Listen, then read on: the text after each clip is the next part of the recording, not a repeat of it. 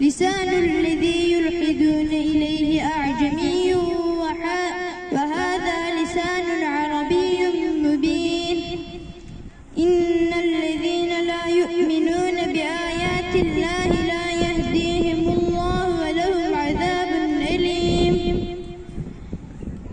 إنما يفتر الكذب الذين لا يؤمنون بآيات الله. Allah yeryüzünü yaratırken yeryüzünü yaşamamıza uygun bir halde yaratmıştır. Şöyle bir etrafınıza bakın.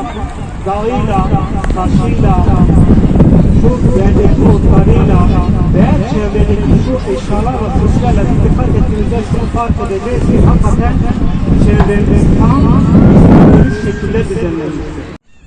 Hayya alel felah,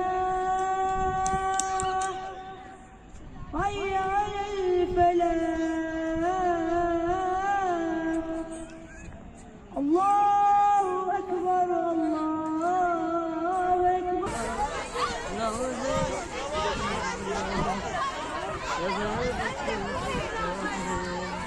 Ağaçlardan